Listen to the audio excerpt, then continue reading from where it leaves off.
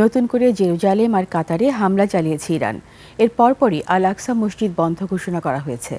যুক্তরাষ্ট্র ও ইসরায়েলের বিরুদ্ধে তেহরান যে কোনো পর্যায় পর্যন্ত লড়াই করতে প্রস্তুত বলে হুঁশিয়ার করে দিয়েছেন ইরানের পররাষ্ট্রমন্ত্রী আব্বাস আরাঘচি।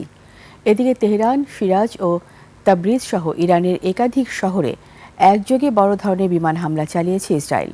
তবে হরমুজ প্রণালীতে সামরিক অভিযানে যোগ দিতে নারাজ ইউরোপীয় ইউনিয়নের দেশগুলো। আফসানা নীলার আরেকটি desk report. Colour expert dark sap এবং মাইল্ড অন হ্যান্ডস টেকনোলজি সমৃদ্ধ অরিক্স অ্যাডভান্স ডিটারজেন্ট পাউডার আপনার লন্ড্রি এক্সপার্ট। যুক্তরাষ্ট্র আর ইসরায়েলের যৌথ সামরিক অভিযানের মুখে এখন পর্যন্ত শক্ত জবাব দিয়ে চলছে ইরান। ক্ষেপণাস্ত্র ও ড্রোন দিয়ে ইসরায়েল এবং মধ্যপ্রাচ্যে অবস্থিত মার্কিন ঘাঁটি ও স্থাপনাগুলোতে ভয়ঙ্কর হামলা চালিয়ে যাচ্ছে দেশটি। ইরানের শাহেদ ড্রোনের স্যাচুরেশন অ্যাটাকের সামনে অনেকটাই অসহায়ত্ব প্রকাশ করছে মার্কিন ও ইসরায়েলি বাহিনী। তবুও ইসরায়েলি সামরিক বাহিনী ঘোষণা করেছে তারা ইরানের রাজধানী তেহরান, শিরাজ, হামাদান, ইস্পাহান এবং তাবরিজ শহরে একযোগে বিস্তৃত পরিসরে হামলা শুরু করেছে। বিশেষ করে ইরানের কৌশলগত অবকাঠামো লক্ষ্য করে এই হামলা চালানো হচ্ছে। পাল্টা আঘাত আসছে ইরান থেকে। ইসরায়েলি গণমাধ্যমগুলো জানিয়েছে ইরানের ছোড়া ব্যালিস্টিক ক্ষেপণাস্ত্রের ধ্বংসাবশেষ ইসরায়েলের মধ্যাঞ্চলের বেশ কয়েকটি স্থানে আঘাত হেনেছে।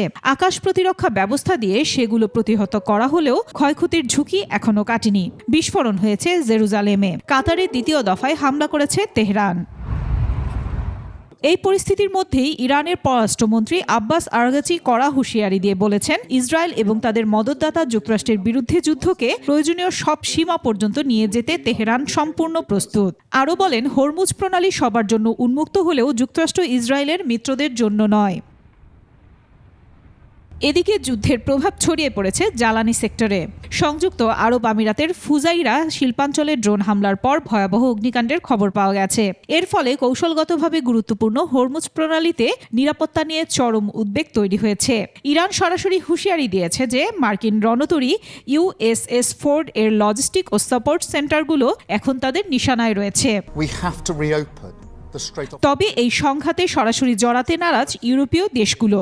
যুক্তরাজ্য, জার্মানি এবং গ্রিস সাফ জানিয়ে দিয়েছে হরমুজ প্রণালীর সামরিক অভিযানে তারা অংশ নেবে না। এমনকি ন্যাটোকেও এই সংকটে জড়ানোর কোনো যৌক্তিকতা দেখছেন না জার্মান পররাষ্ট্রমন্ত্রী। আফসানা নীলা, ডেস্ক রিপোর্ট, 21 টেলিভিশন।